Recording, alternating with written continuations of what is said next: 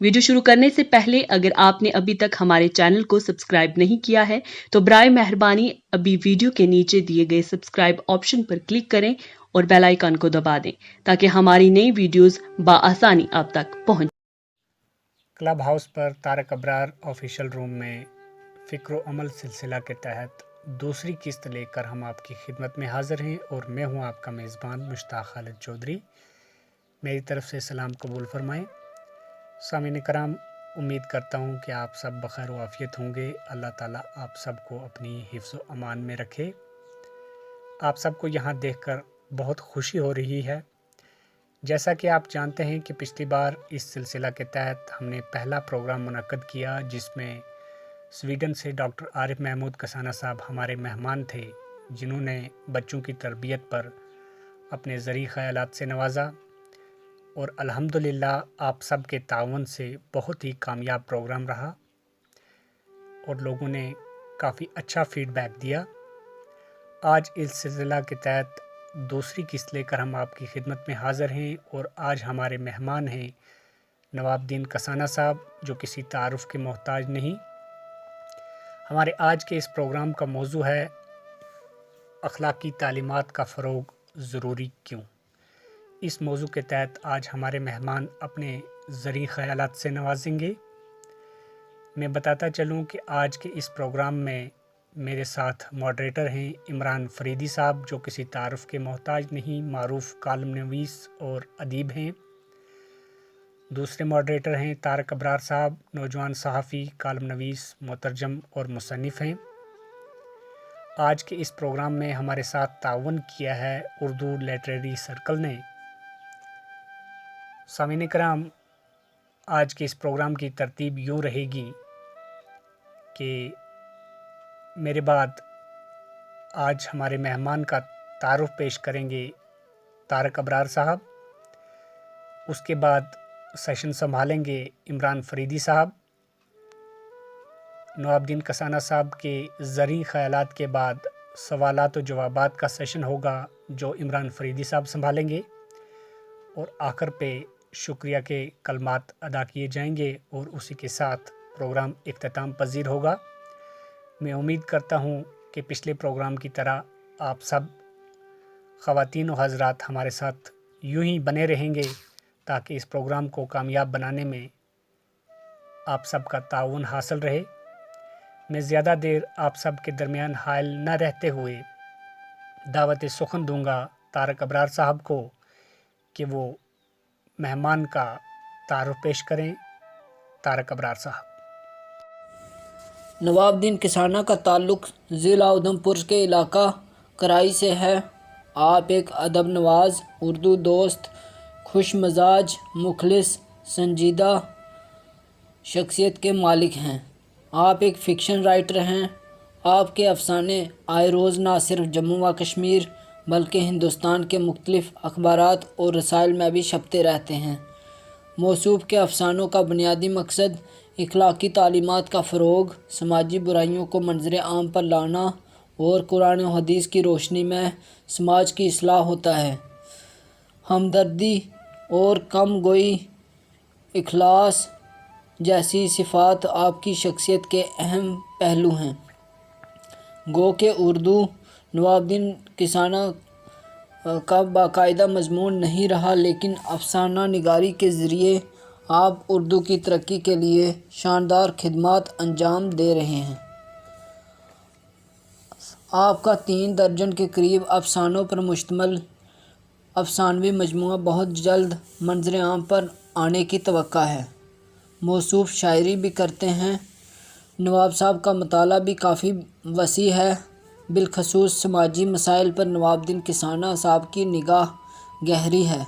अल्लाह ताला ने आपको एक दिल आवेज़ शख्सियत और खुश मिजाजी से नवाजा है और माशरा आपकी तामीरी सोच से फैज़याब हो रहा है। बहुत बहुत शुक्रिया। अस्सलाम आदाब। मैं फ़िक्र अमल के तहत आज के मौजू के लिए बिलखसूस तारिक अबरार, इमरान किचलू اور خالد مشتاق صاحب کا شکر گزار ہوں کہ انہوں نے مجھ ناچیز کا کچھ کہنے کے لیے انتخاب کیا۔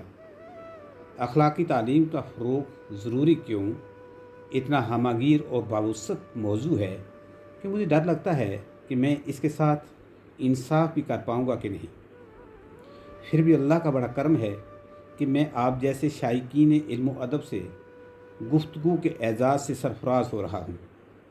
اپنی اس خوش نصیبی پر غور کرتا ہوں تو بے ساختہ میاں محمد بخش یاد آ جاتے ہیں۔ فرماتے ہیں، جے تکاں اپنے عملاں بل کچھ نہیں میرے پلے، جے تکاں تیرے فجراں در تاں بلے بلے بلے۔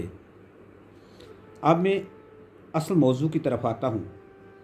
اس موضوع پر اپنے خیالات کو آسانی سے پیش کرنے کے لیے میں نے اسے 3-4 حصوں میں تقسیم کیا ہے۔ پہلا، بد اخلاقی کیا ہے؟ 2، اخلاق کیا ہے؟ 3، معاشرتی بگاڑ کی وجوہات کیا ہیں؟ 4، اخلاقی تعلیم ضروری کیوں اور اسے کس طرح فروغ دیا جا سکتا ہے۔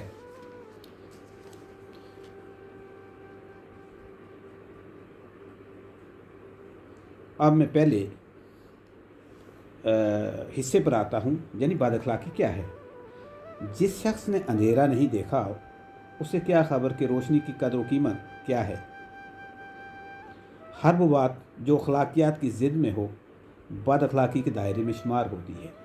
ایسا کڑوا کسیلا بولنا جس سے سننے والے کے دل میں بولنے والوں کے لیے خلش اور بیزاری کا جذبہ پیدا ہو، عین بد اخلاقی ہے۔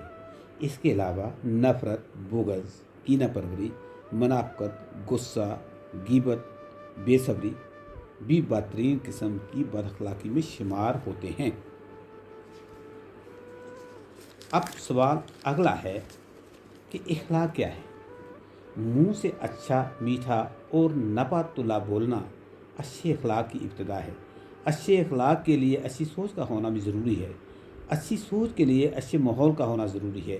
دوسروں کے ساتھ اچھا اخلاق رکھنے کے لیے ضروری ہے کہ آدمی خود اخلاقی ہو۔ یہ خود اخلاقی اتنی بڑی چیز ہے کہ اس کائنات کے سب سے بڑے مولوی اخلاقیات حضرت محمد صلی اللہ علیہ وسلم نے فرمایا، جس کا اخلاق اچھا نہیں وہ ہم میں سے نہیں۔ خوش اخلاقی میں ہی نیک نامی ہے۔ یہ ایسی بڑی سخاوت ہے کہ اس پر آپ کا خرچ کچھ نہیں آتا، مگر یہ آپ کو کہیں سے کہیں پہنچا دیتی ہے۔ ہمیں غصے اور نفرت کے رجحانات سے نجات حاصل کر لینی چاہیے۔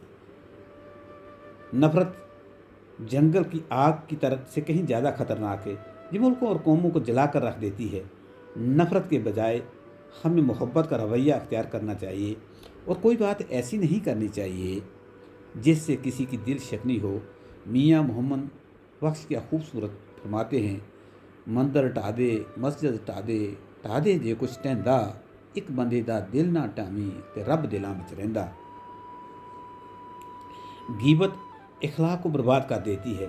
زندگی میں یہ اصول بنا لینا چاہیے کہ کسی کے پیٹھ کے پیچھے وہی بات کریں جو ہم اس کے سامنے بھی اس کے روبرو بھی کر سکتے ہوں۔ دوسروں کی برائیاں تلاش کرنے کے بجائے ان کی خوبیوں پر ہماری نظر گہری ہونی چاہیے۔ حدیث مبارکہ ہے کہ جہاں آپ کو کسی میں ایک خوبی نظر آئے اس کی 10 خامیوں کو بھول جاؤ۔ برائیاں گننے گنانے اور سن کر آگے سنانے سے کم نہیں زیادہ ہوتی ہیں۔ اچھے اخلاق کا حامل ہونے کے لیے ضروری ہے کہ ایسا بولا جائے کہ بول کر پچھتانا نہ پڑے۔ کسی بڑے دانشور نے کیا خوب کہا ہے کہ میں چپ رہ کر کبھی نہیں پچھتایا، جب بھی پچھتایا بول کر پچھتایا۔ میرے اپنے 2 مصرے بھی ہیں، سچ بول بول کے، حق تول تول کے، دشمن بڑھا لیے منہ کھول کھول کے۔ اچھے اخلاق سے معاشرہ بنتا اور فروغ پاتا ہے۔ بد اخلاقی کے بول معاشرے میں بگاڑ کا باعث بنتے ہیں۔ ہمارے ہاں صبر برداشت اور درگزر کا مادہ بہت کم ہے۔ ہم انتقامی رویہ رکھتے ہیں، ایک کے جواب میں 10 سناتے ہیں۔ اس سے معاشرے میں توڑ پیدا ہوتا ہے۔ توڑ اخلاق نہیں بد اخلاقی ہے، جوڑ عین اخلاق ہے۔ ہمیں جوڑ کی فکر کرنی چاہیے۔ غلط فہمی اور بدگمانی میں مبتلا ہونے کے بجائے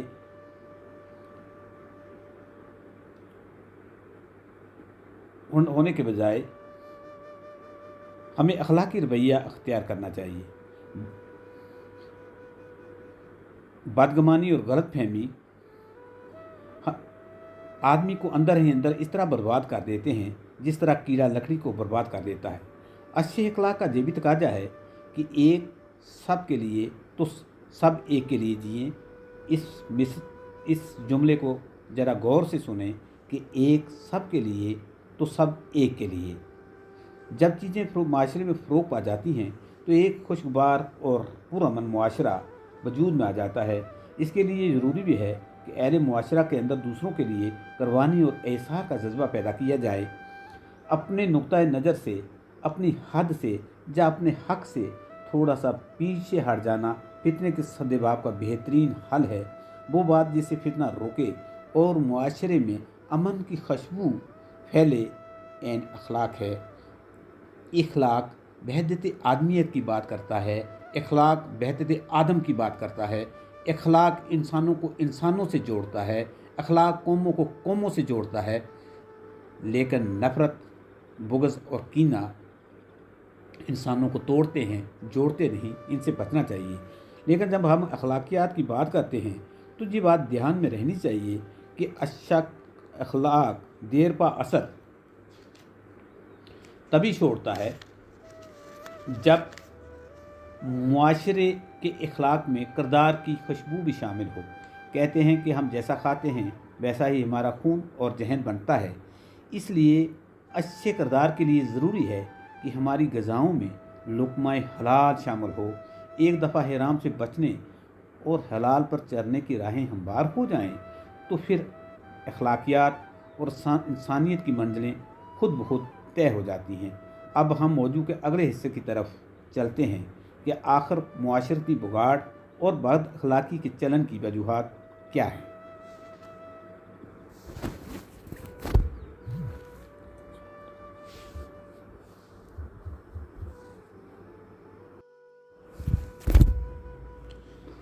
आजकल का मुआशरा जिसमें हम रह रहे हैं अपनी तमाम तर जदीदियत और तरक्की के बावजूद अखलाकियात के एतबार से बड़े शदीद बहरान का शिकार है। इस एतबार से ये नखलिस्तान कम और रेगिस्तान ज़्यादा है। इल्म व हिकमत के शोबों में रोज़ अफजू तरक्की का बड़ा अलमिया ये है कि इंसान अगर चाँद तारों को छूते हुए बहुत आगे निकल गया है, मगर इस सफ़र के दौरान ज़मीन पर अपने रहने और जीने का सलीका भूलता जा रहा है। इंसान की बिका का राज इंसानियत और एहतराम इंसानियत में है। इंसानियत का ये एहसास प्यार, मोहब्बत, खलूस और इसार के जज्बों से फ़रोग पाता है। मगर जैसे जैसे कुर्रा यार पर इंसानी बस्तियाँ घनी होती जा रही हैं, दिलों की दूरियां भी बढ़ती जा रही हैं। इंसान के लिए इंसान आम सी चीज़ होते जा रहे हैं। सरमाए का हसूल महल बनकर रह गया है, जिसके गिरतमा बनी नौ इंसान लट्टू की तरह घूम रहे हैं। इसके हसूल में जायज़ व नाजायज़ की तमीज़ मिटती जा रही है। जब रुपया की हिरस इंसान की इंसानियत पर गालिब आ जाती है तो उसका फ़िक्र व शऊर खुद ब खुद मुर्दा होना शुरू हो जाता है और उसकी हैसियत मदारी के खेल में बंधे हुए उस जानवर की सी हो जाती है जिसे मदारी जिस तरह चाहे नचाता फिरता है। रुपये की इस अंधी भूख में इंसान की बसारत इतनी कमज़ोर हो जाती है कि उसे रुपये के सिवाय और कुछ सूझता ही नहीं।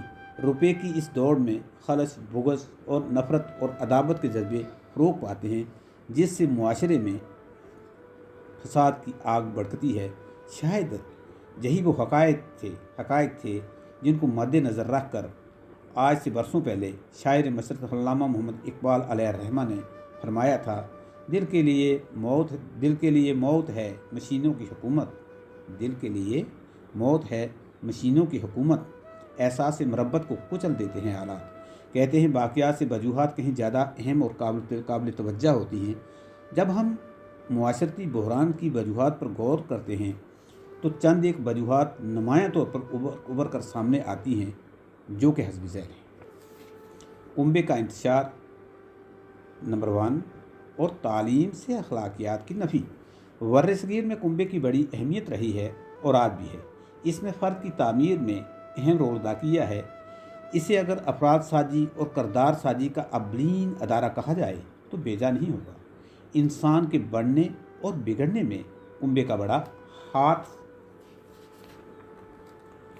होता है, लेकिन बदकिस्मती से मगरबी असरात के तहत यही बुनियादी अदारा शदीद इंतशार, मुश्किलात और दबाव का शिकार है। हम जिस्मानी आज़ादी के बावजूद जहनी गुलामी के शिकंजे से निजात हासिल नहीं कर सके हैं। सदियों की गुलामी ने हमारी फ़िक्र व नज़र पर गहरे असरात मरतब किए हैं। हम हर चीज़ को मगरबी आँख से जांचने, परखने और समझने के आदी हैं। जिस तरक्की की आखिरी मंजिलों को छू लेने के बाद अहले मगरब थके हारे वापसी की राहों की तलाश में बेकरार नजर आते हैं, हम तरक्की की उन्हीं मंजिलों को पाने के फिराक में आंखें बंद करके रवां दवा हैं। आज से 70-80 साल पीछे मुड़कर देखते हैं तो हमारे यहाँ मुश्तरका कुंबे का चलन नज़र आता है। बच्चों के माँ बाप, चाचे चाचियाँ और दादे दादियाँ एक ही छत के तले मिलकर रहते थे। अक्सर चूल्हा और दस्तरखान मुश्तरका होता था, जहीं बच्चे मिलजुल कर रहना और बड़ों का एहतराम करना सीखते थे। मगर आज कुंबे का ये तस्वर किस्सा पारीना हो गया है। नौजवान जोड़े शादी के फ़ौरन बाद शहरी इलाकों का रुख करते हैं, या फिर वही आसपास अलग से अपनी 1.5 ईंट की मस्जिद अलग से बना लेते हैं और बुज़ुर्गों को बुढ़ापे की मुश्किल और सब्र आजमा मंजिलों से गुजरने के लिए तनहा छोड़ देते हैं। वो मकान जो कभी उन्होंने अपनी औलादों के लिए बड़े शौक़ से बनाए थे, इनके दरो दीवार इन्हें खाने दौड़ते हैं। इन्हें हर वक्त तन्हाई, बेबसी और बेकसी का दर्द कचूके लगाता रहता है। उधर नौप्याता जोड़े जब बुज़ुर्गों से अलग होकर नई ज़िंदगी की शुरुआत करते हैं तो जदीद फैशनेबल ज़िंदगी के तकाज़ों के सामने इन्हें अपने ज़राए आमदन कलील नज़र आते हैं। सरमायादाराना मजाज की हामिल दुनिया में इन्हें सरमाए का कहत महसूस होता है। सुकून इधर रहता है न उधर रहता है।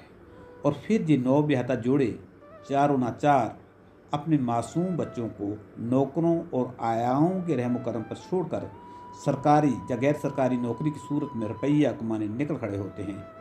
बच्चों को ना तो माँ बाप का प्यार ही मिल पाता है और ना ही बुजुर्गों की रफ़ाकत बशिफ़क़त। इन्हें ना माँ की लोरियाँ नसीब होती हैं और ना दादा दादी की कहानियाँ। अपनों से प्यार की महरूमी के बायस बच्चों के अंदर एक खिला सा पैदा हो जाता है, जो कि वक़्त के साथ साथ गुस्से और नफ़रत के जज्बात से भर जाता है, जो आगे चलकर बेहतर मुआशरे के फ़रोग़ में बड़ी रुकावट साबित होता है।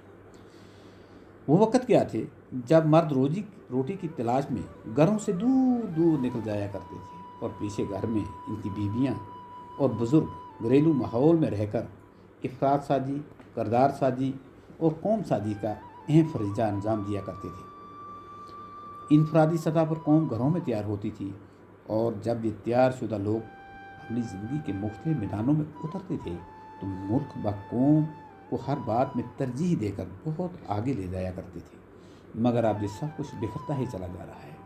बुज़ुर्गों, बच्चों और बच्चों के माँ बाप के दरमियान फासले ही फासले हैं। लगता है ये फासलों की दुनिया है। हम करीब होकर भी एक दूसरे से इतने दूर हो रहे हैं कि दूरियों का अंदाज़ा नहीं होता। बुज़ुर्ग अपने बच्चों की सूरत देखने के लिए तरसते रहते हैं और बच्चों के बच्चे इन सब के लिए तरसते हैं। शायद ये तरसने की दुनिया है। रुपया की मोहब्बत दीगर सब मोहब्बतों को निकलती जा रही है। प्यार, मोहब्बत, खुलूस और एसार जैसी बेहतरीन इंसानी सफ़ात तो कागज़ के इन अदना टुकड़ों के लिए, यानी नोटों के लिए बेदरेक कुर्बान की जा रही है। घर में माँ का वजूद बच्चे के लिए पहला बड़ा सुकून हुआ करता था, जिसकी बाबरकत और मुतवर्रक तरबियत का असर ताहम और उसकी ज़िंदगी पर रहता था। घर तो अब भी पहले से कहीं बेहतर हालत में है, लेकिन बदकिस्मती ये है कि अब ये बाबरकत सुकून ही घरों से रुखसत होता चला जा रहा है। सुबह बच्चा अभी बिस्तर पर करवटें ही बदल रहा होता है तो बेचारी माँ नौकरी के लिए निकलने की तैयारी कर रही होती है। गुरूबे आफ्ताब के बाद वो बड़ी मुश्किल से जब घर लौटती है तो अपने जिगर कोशों को अच्छी तरह प्यार करने के बजाय अमूर खानादारी और आने वाली सुबह की तैयारियों में मसरूफ़ हो जाती है। दिन के उजालों में बच्चों को ना माँ बाप मिलते हैं और ना माँ बाप को बच्चे। दादा दादी की रफ़ाकतों और शिफ़्तों का तो सवाल ही नहीं। वो किसी दूर दराज गाँव में पड़े अपनी ज़िंदगी के बाकी मादा दिन गिन रहे होते हैं। बच्चों ماں باپ اور بزرگوں کے درمیان دوریوں کی یہ اذیت کسی ستم سے کم نہیں ہے۔ بزرگ اپنے پیار، محبت اور شفقت سے بچوں کی پرورش میں ہاتھ بٹا کر انہیں اچھا انسان بنانے میں اہم رول ادا کرتے ہیں۔ ان کی دعائیں اتنی بابرکت اور بااثر ہوتی ہیں کہ ان سے تقدیریں سنور جاتی ہیں، مگر افسوس جدیدیت کی اندھی دوڑ اور سرمایے کی انمٹ بھوک یہ سب کچھ نگلتی جا رہی ہے۔ کسی نے کیا خوب کہا ہے، ہمارے گھر میں بزرگ یہ اللہ کی رحمت ہے، ہمارے گھر میں بزرگ یہ اللہ کی رحمت ہے، یہ درخت پھل نہیں سایہ دیتے ہیں۔ کنبہ جیسے بنیادی ادارے کے انتشار کے باعث پیار، محبت، اخلاق، ہمدردی اور رواداری سے خالی ایک ایسا معاشرہ فروغ حاصل کرتا جا رہا ہے جو کسی ایسے بڑے ڈھول کی مانند ہے جو انسانیت کے نام پر بجتا تو بڑے زوروں سے ہے مگر اندر سے انسانی صفات کے لحاظ سے کھوکھلا ہے۔ معاشرتی اعتبار سے یہ ایک بڑا خطرہ ہے۔ اس معاملے میں حل ایک ہی نظر آتا ہے اور وہ یہ کہ معاشرتی اعتبار سے تہذیب و تمدن کے جس نازک موڑ پر اب ہم آ کھڑے ہوئے ہیں، بہتر ہے وہاں سے آگے بڑھنے کے بجائے اپنے اصل کی جانب واپس لوٹ جائیں۔ علامہ یاد آتے ہیں، فرماتے ہیں، ہاں دکھا دے اے تصور پھر وہ صبح و شام تو، ہاں دکھا دے اے تصور پھر وہ صبح و شام تو، دوڑ پیچھے کی طرف اے گردش ایام تو۔ اب ہم دوسرے پہلو جنی نظام تعلیم سے اخلاقیات کی نفی پر غور کرتے ہیں۔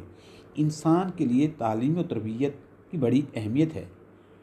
تعلیم ایک طے شدہ نصاب کے تحت دی جاتی ہے، لیکن اگر طے شدہ نصاب سے اخلاقیات کو نکال دیا جائے یا پھر اس کا برائے نام اہتمام کیا جائے یا اہتمام باقی رکھا جائے تو ایسے نصاب سے طالب علم تو حاصل کر سکتا ہے لیکن تعلیم نہیں۔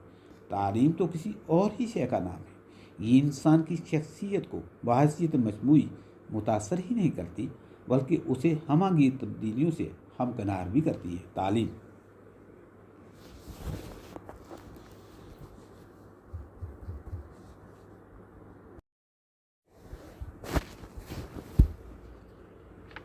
تعلیم کا بڑا مقصد انسان کو کمانے کے قابل بنانے کی نسبت کہیں زیادہ اچھا انسان بنانا ہونا چاہیے۔ ویسے بھی انسانیت سب سے بڑی چیز ہے۔ یہ مقصد اخلاقی تعلیم سے ہی مؤثر طریقے سے حاصل کیا جا سکتا ہے۔ اخلاقیات کی تعلیم میں وہی حیثیت ہے جو روح کی جسم میں ہوتی ہے۔ اخلاقی تعلیم کا منبع مذہب ہے۔ دنیا کے تمام بڑے مذاہب میں بہت سارے اختلافات کے باوجود بہت ساری باتیں مشترکہ بھی ہیں۔ ان مشترکہ باتوں میں سب سے بڑی مشترکہ بات خدا کی خدائی کا اعتراف اور اس کا خوف ہے۔ لیکن جب سے اخلاقیات کو شعبہ تعلیم سے نظر انداز کیا جا رہا ہے، یہ رجحان آہستہ آہستہ خود بخود کم ہوتا جا رہا ہے۔ جیسے جیسے اس رجحان میں کمی آتی جا رہی ہے ویسے ویسے معاشرے میں فتنہ و فساد کا رجحان بھی بڑھتا جا رہا ہے۔ جس نظام تعلیم سے اخلاقیات کو رخصت کر دیا جاتا ہے اس سے فارغ شدہ افراد ایسے شترے بے مہار بن جاتے ہیں جو دوسروں کو کچل کر آگے بڑھنا اور اپنے تمام جائز و ناجائز خواہشات کو پوری کرنا اپنا جائز حق سمجھتے ہیں۔ ہم اپنے نظام تعلیم میں اخلاقیات کی نظر اندازی کے باعث شدید معاشرتی بگاڑ کا شکار ہو رہے ہیں۔ اخلاقیات سے خالی نصاب علم تو دیتا ہے مگر تعلیم نہیں دیتا۔ اخلاقیات سے خالی نصاب علم تو دیتا ہے مگر تعلیم نہیں دیتا، اس بات پر غور کریں۔ یہ علم تو علم ہوتا ہے مگر اس میں حلم نہیں ہوتا۔ اس میں جاننے کا غرور تو شامل ہوتا ہے مگر پہچاننے کا شعور نہیں ہوتا۔ انسان کے لیے جاننے کے بجائے پہچاننا کہیں زیادہ اہم ہے۔ خود آگاہی اور خود شناسی کا علم آدمی کو انسان بناتا ہے، اسے آسمانوں پر اڑنے کے قابل بننے کے ساتھ ساتھ زمین پر رہنا سکھاتا ہے۔ قدرت اللہ شہاب مرحوم نے شہاب نامہ میں اس جانب اشارہ کرتے ہوئے کیا باقا قلم بند کیا ہے۔ بتاتا چلوں کہ شہاب صوبہ جموں اور بلکہ ریاست جموں کشمیر سے دوسرے ICS آفیسر تھے اور 1947 میں اڑیسہ سیکریٹریٹ میں ڈپٹی سیکریٹری کے عہدے پر فائز تھے، انہوں نے اپنی یادداشتوں کو شہاب نامہ کی صورت میں قلم بند کیا ہے۔ شہاب نامہ میں وہ لکھتے ہیں، جاپان جانے سے پہلے ہم برما میں بھی چند روز کے لیے ٹھہرے تھے۔ اس وقت برما کے وزیر اعظم مسٹر اونو تھے۔ وہ بدھ بخشوں کی طرح ایک نیک سیرت انسان تھے۔ ان کے متعلق مشہور تھا کہ وہ ہر سال کم از کم 1 ماہ کسی غار یا معبد میں معتکف ہو کر عبادت اور مراقبے میں بسر کرتے تھے۔ انہوں نے صدر ایوب سے پوچھا کہ ان کا جاپان کا دورہ کیسا رہا۔ صدر ایوب نے جاپانی قوم کی انتھک محنت، لگن اور ترقی کی تعریف کرتے ہوئے کہا، جاپانی لوگ واقعی مشین کی طرح کام کرتے ہیں۔ یہ سن کر مسٹر اونو کھلکھلا کر ہنسے اور بولے، بیچارے بد نصیب جاپانی، انسان کی عظمت انسان بننے میں ہے، مشین بننے میں نہیں۔ پرانے وقتوں میں ماں کی گود سے لے کر مدرسوں اور پاٹھ شالاؤں تک یہ تعلیم بڑے منظم انداز میں دی جاتی تھی۔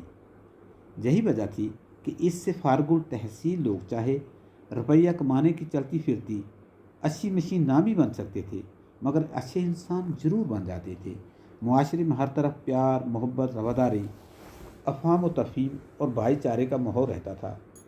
اقوام فرنگ کی آمد سے قبل کی تاریخ پر نظر دلاتے ہیں تو وہاں بھی سیاست، قیادت، اقتدار با اختیارات کے جھگڑے کثرت سے نظر آتے ہیں۔ لیکن ان جھگڑوں میں ملبس صف اول کے لوگ مذہبی تو ضرور تھے، لیکن ان میں مذہبی نفرت نہیں تھی۔ وہ مختلف طبقوں اور فرقوں سے تو ضرور ہو سکتے تھے، مگر ان میں فرقہ پرستی نہیں تھی۔ لیکن اقوام فرنگ کی آمد با اقتدار کے بعد منظرنامہ بدل گیا۔ انہوں نے اپنی اقتدار کو دوام بخشنے کے لیے مذہب کی بنا پر فرقہ پرستی کو ہوا دی۔ وہ تو چلے گئے، لیکن ان کا مزاج نہیں گیا، ان کی میراث نہیں گئی۔ اگر کچھ کہیں کسر باقی رہ گئی تھی تو نظام تعلیم سے اخلاقیات کی رخصتی کی صورت میں وہ بھی پوری ہو گئی۔ اس کا نتیجہ یہ ہوا کہ معاشرے میں نفرت، فرقہ پرستی، خود غرضی اور بے رہروی عام ہو گئی۔ پھر جب یہ سب ہو گیا تو معاشرے میں اندرونی بگاڑ اور انتشار کا پھیلنا تو فطری ہی تھا۔ اس ماحول میں اس سب کا ذمہ وار اکثر نوجوانوں اور بچوں کو ٹھہرایا جاتا ہے۔ لیکن نوجوان تو ویسا ہی کریں گے جیسا کہ ہم ان کو تیار کریں گے،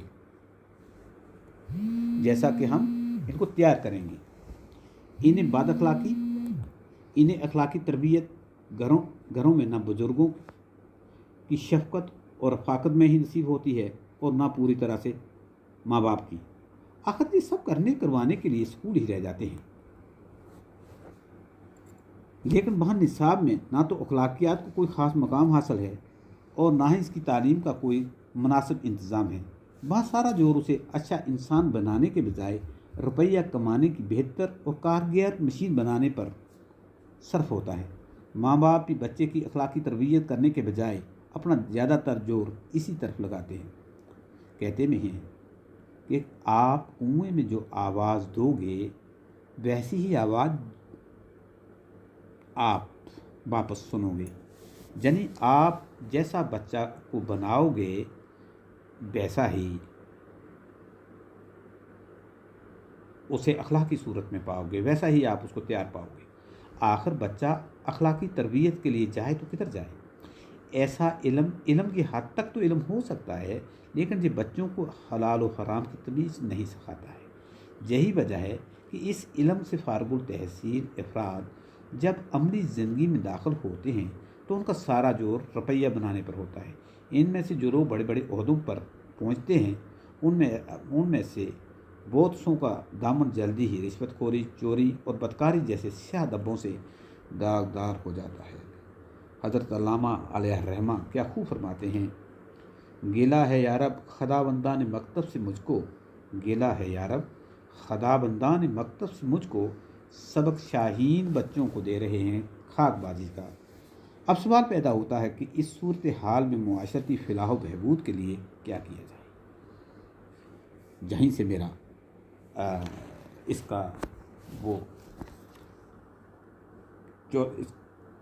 چوتھے حصے کا جواب شروع ہوتا ہے کہ معاشرے میں اخلاقیات ضروری کیوں اور اس کو فروغ کیسے دیا جا سکتا ہے؟ میرا خیال یہ ہے کہ اسکولوں اور دیگر علمی درسگاہوں کو طالب علموں کے اندر خوف خدا کے رجحان کو فروغ دینے کے لیے مؤثر طریقے سے استعمال کیا جانا چاہیے، تاکہ اس رجحان کو ایک صالح معاشرے کی تعمیر میں استعمال کیا جا سکے۔ ہمیں اس بات کا ایماندارانہ اندازہ کر لینا چاہیے کہ بندوں کے لیے بندوں کے بنائے ہوئے قواعد بضوابط اعمال کے اعتبار سے ہر وقت چلتے پھرتے اٹھتے بیٹھتے کام کرتے ہر فرد کی پہرے داری نہیں کر سکتے۔ اگر دنیا بھر کے تمام قوانین نافذ کرنے والے اداروں کی تمام طاقت صرف اسی ایک کام کے لیے جھونک دی جائے تو بھی یہ پہرے داری باخدا ممکن نہیں ہے۔ یہ صرف اور صرف خدا کا خوف ہی ہے جو ہر لمحہ انسان کے دل و دماغ میں گھنٹے کی طرح بجتے رہ کر اس کی نیتوں اور اعمال کو راہ راست پر رکھتا ہے، اسے برائی اور اچھائی کی طرف راغب کرتا ہے۔ اگر بچوں کے ماں باپ، بزرگ اور استاد اخلاقی تعلیم کے وسیلے سے بچوں کی تربیت اور کردار سازی ایماندارانہ ڈھنگ سے انجام دیں تو آنے والے وقت کے جمع وار شہریوں، کارکنوں اور عہدیداروں میں رشوت خوری، چوری، مکاری اور بددیانتی کے موذی جراثیم خود بخود کم ہونا شروع ہو جائیں گے۔ اب اگلا سوال یہ ہے کہ بچوں کو کس طرح مؤثر ڈھنگ سے تعلیم دی جا سکتی ہے۔ میرا خیال ہے کہ تمام تر اخلاقیات کے سوتے مذہبی تعلیم سے پھوٹتے ہیں۔ تمام بڑے مذاہب میں بہت سارے اختلاف کے باوجود کچھ سچائیاں یکساں بھی ہیں۔ ایسی یکساں سچائیوں کو اکٹھا کر کے طالب علموں کے لیے اخلاقیات پر مبنی ایک نصاب ترتیب دیا جانا چاہیے، اور وہ بتدریج جماعت اول سے لے کر جماعت 10+2 یعنی 12ویں جماعت تک پڑھایا جانا چاہیے۔ لیکن ایسا نصاب لاگو کرنے سے قبل یہ بات ذہن میں رہنی چاہیے کہ زیادہ تر مذہبی لٹریچر عربی، سنسکرت اور گرمکھی میں ہے، مگر سرکار اور سماج ان زبانوں کے فروغ کے لیے کچھ زیادہ سنجیدہ نہیں ہے۔ اس سلسلے میں تشویش کا باعث اصل رویہ سرکاروں کا نہیں بلکہ سماج کا ہے۔ یہ اس لیے کہ سماج سرکار سے نہیں ہوتا بلکہ سرکار سماج سے ہوتی ہے۔ اگر سماج چاہے تو جمہوری معاشرے میں بآسانی سرکار کی توجہ اس جانب مبذول کروا سکتا ہے، مگر سماج اس وقت تک اپنے بچوں کو ڈاکٹر، انجینئر، بیوروکریٹ یا ٹیکنوکریٹ بنانے کے چکر میں اتنا سرگرداں ہے کہ اس کے پاس بچے کو اچھا انسان بنانے کے لیے سوچنے کی فرصت سیرے سے ہی نہیں۔ میں اخلاقیات پر مبنی نصاب اس کی عمل آوری کی بات کر رہا تھا۔ میرے کہنے کا مقصد یہ نہیں ہے کہ اسکولوں یا دیگر درسگاہوں کا مدرسائی یا پاٹھ شالائی کرن کر دیا جائے، بلکہ میرے کہنے کا مطلب صرف اتنا ہے کہ بچے جس طرح روزانہ کی بنیادوں پر اسکولوں میں دیگر علوم کی تعلیم حاصل کرتے ہیں، اگر اسی طرح روزانہ کی بنیاد پر آدھا گھنٹہ اخلاقیات کی تعلیم مذکورہ زبانوں میں کسی ایک زبان میں حاصل کر لیں تو اس میں برا کیا ہے؟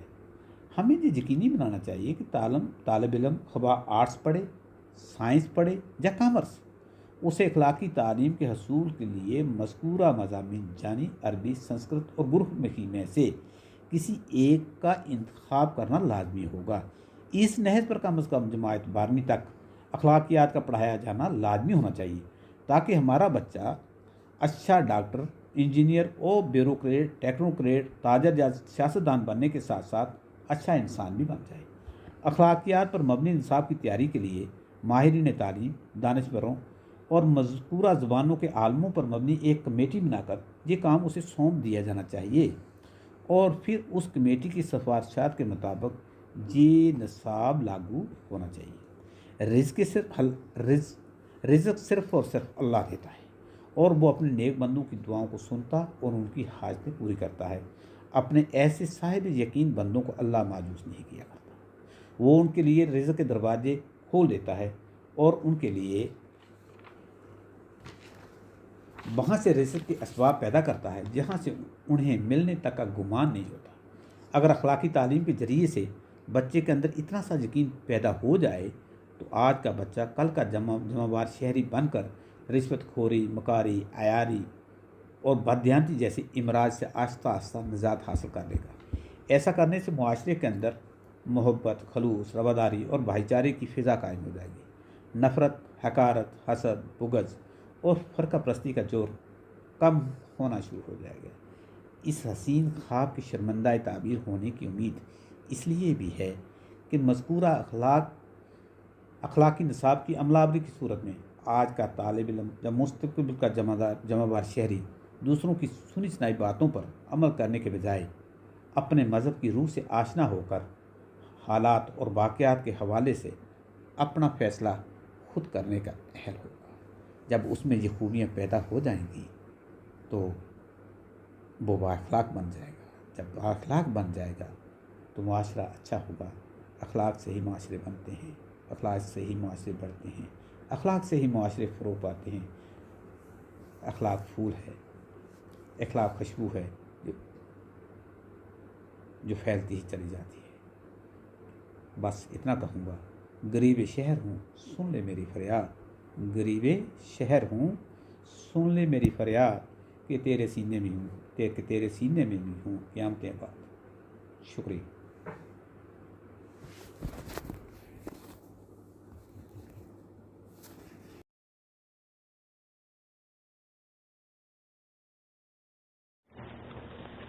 बहुत बहुत शुक्रिया मोहतरम नवाब साहब। तारक अब्रार ऑफिशियल के दूसरे एपिसोड में अखलाकियात के अहम मौजू पे हमने मोहतरम नवाबुद्दीन साहब को रुजू किया था, और इसमें जो लेक्चर सीरीज़ जो अभी आप सामीन जिससे मुस्तफ़ीद हुए, इससे पहले कि इजहार तशक्कुर किया जाए, मैं लेक्चर को थोड़ा सा एक कंक्लूडिंग रिमार्क्स देना चाहूँगा, जिसमें जो मोटी मोटी बातें मोहतरम स्पीकर ने कही उनको आपके सामने पेश करने की जसारत करूँगा इंशाअल्लाह। तो पहली बात तो ये मोहतरम स्पीकर ने ये कहा कि अखलाकियात को समझने के लिए या कोई भी कंसेप्ट को समझने के लिए उसका अक्स देखा जाता है, उसका जो अपोजिट पहलू है, इसमें बाइनरी कंसेप्ट जिसको कहा जाता है, उसको समझना बहुत ही ज़रूरी है। इसलिए अखलाकियात को समझने के लिए हमें बहुत ज़रूरी है कि हम बद अखलाकी को समझें कि बद अखलाकी क्या है। तो बद अखलाकी और अखलाकियात की डेफिनेशन आपके सामने रखी गई, और इसमें मुख्तसर तौर पे मैं ये कहना चाहूँगा कि अखलाकियात, जैसा कि मोहतरम स्पीकर ने कहा, कि कोई भी फेल या कौल जिससे दूसरे का दिल दुखे यानी कि दिल आज़ारी हो, वो बद अखलाकी के ज़ुमरे में आता है। और इसके अपोजिट, इसके बरअक्स कोई भी ऐसा अमल या कोई भी ऐसा फेल जिससे दूसरे को हौसला अफजाई मिले और मोहब्बत के जज्बात बरंगेख्ता हों, वो अखलाकियात कहलाते हैं। हुज़ूर पाक सल्लल्लाहु अलैहि वसल्लम ने फरमाया कि जिसके अखलाक अच्छे नहीं वो हम में से नहीं। इस हदीस की रेफरेंस भी मोहतरम स्पीकर ने अपने लेक्चर में दी। और बद अखलाकी से मुखासमत पैदा होती है, और मुखासमत बढ़ते बढ़ते एक फितना बनती है और कौमों को तबाह करती है। इस बहुत ही अहम पहलू को भी मोहतरम स्पीकर ने अपने लेक्चर में हाईलाइट किया। इसके अलावा गिबत, झूठ, बुहतान, मकरो फरेब, मक्कारी, चरब ज़बानी से बद अखलाकी को तक़वियत मिलती है, और हक गोई, शीरीं कलाम, अच्छा गुमान, खंदा पेशानी से मुलाकातें, बेलूस मोहब्बत, खौफ खुदा, इन सब का मजमुआ जो है वो अखलाकियात कहलाता है। और मोहतरम स्पीकर ने ये बहुत ही अच्छी बात कही कि हलाल कमाई ज़रूरी है अखलाकियात के लिए, अगर हराम कमाई से बद अखलाकी पैदा होती है। और अखलाकी तालीम का मंबा जो है वो मजहब है, यानी कि जो सोर्स है, जिस सोर्स से हम ये डिराइव करते हैं अखलाकियात, वो मजहब के अलावा और कोई चीज़ नहीं हो सकती है। और मोहतरम स्पीकर ने एक तजवीज़ भी पेश की कि अखलाकियात को निज़ाम तालीम का हिस्सा बनाना बहुत ही ज़्यादा ज़रूरी है, और बच्चे की तरबियत का जो पहला मरकज़ है वो उसका घर है, ये मोहतरम स्पीकर ने अपने लेक्चर में कहा। और माँ बाप और असातिज़ा इसमें एक बहुत ही अहम रोल अदा करते हैं। स्कूलों में मोहतरम स्पीकर ने फरमाया कि स्कूलों में एक तजवीज़ पेश की कि स्कूलों में मुअस्सर ढंग से तालीम देने की बहुत ही ज़्यादा ज़रूरत है, अखलाकियात की तालीम को दाखिली निसाब में लाने की ज़रूरत है। तो ये एक क्रक्स था मोहतरम स्पीकर के लेक्चर का, जिससे हम लोग मुस्तफ़ीद हुए। शुक्रिया। मैं मोहतरम स्पीकर जनाब नवाबुद्दीन साहब कस्ताना और तमाम सामीन का बहुत ही और दिल की अमीर गहराइयों से शुक्रिया अदा करता हूँ कि उन्होंने अपने कीमती वक्त निकाल के clubhouse Tarak Abrar official को ज्वाइन करके ہمیں عزت بخشی، اور خصوصاً میں ہمارے جو گیسٹ اسپیکر محترم نواب الدین صاحب تھے، اب قدیم الفرصت ہونے کے باوجود انہوں نے وقت نکال کے ہمیں اس حساس موضوع پہ لیکچر دیا، جس سے سامعین بھی مستفید ہوئی، اور جو بھی سننے والے جسے اس کو نشر کیا جائے گا انشاءاللہ وہ بھی مستفید ہوتے رہیں گے۔ ہم امید رکھتے ہیں کہ انشاءاللہ مستقبل قریب میں بھی ہم محترم اسپیکر سے اسی طرح مستفید ہوتے رہیں گے۔ آپ سب سامعین کا جنہوں نے بہت ہی سنجیدگی کے ساتھ سوالات کیے اور لیکچر کو سنا، میں بہت ہی اپنے ماڈریٹر کی طرف سے جناب مشتاق خالد کی طرف سے، طارق ابرار کی طرف سے بہت بہت شکریہ ادا کرتا ہوں۔ شکریہ، السلام علیکم۔